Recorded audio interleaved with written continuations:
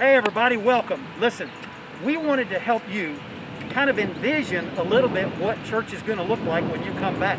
We think it's going to be really different, and so we just wanted to kind of give you like a heads up as we walk you through the process. So let's have fun with this. I appreciate our staff coming out and kind of volunteering. They're in different places today, so it'll look somewhat like this. So we hope you kind of get some hints about what it's going to look like when we reopen July 5th for the 9:30 service and July 12th for the 11 o'clock service. And then July the 19th, we'll have both a 9:30 and an 11 o'clock service. We're going to start off today with cars coming in on Forest Hill. We're still taking cars coming in on Buford Road, but we're going to show you what it'll look like coming on Forest Hill.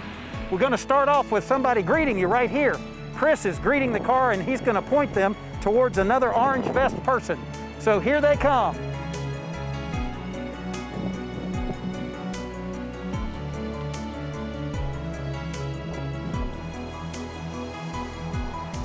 They're going to be greeted by another parking lot attendant who will point them towards the person who will then usher them into the specific parking spot that will be socially distanced from the next parking spot. And so today that part's being played by Deb Upton as they pull in right here, and that car has been socially distanced in parking.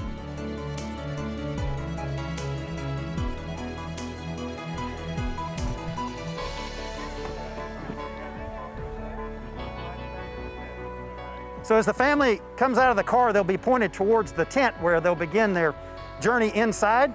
We have several stations along the way. So they're headed towards the tent where they'll meet the first stopping point where their temperatures will be taken. You'll notice everybody who's shown up is wearing masks because we're asking everybody to wear masks. After they've had their temperature taken, they will move on with social distancing.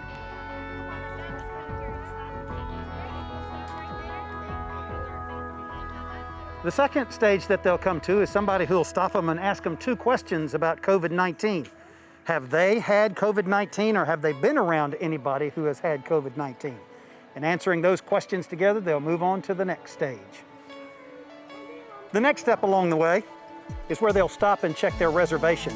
As you know, we have the RSVP app that you can do online, or you can call into the church office. This is so helpful to us to let us know about seating arrangements and to make sure we have room enough for everybody who can come. So thank you for doing that in advance. Well, after doing those 3 stations, they're ready to enter into the gathering in the Commons, and so we're excited to welcome them to worship this morning. So as they enter into the Commons here, once again, they'll be greeted by another usher who will ask them how many will be in their party. And at that point, they'll be pointed to another usher who will show them the way.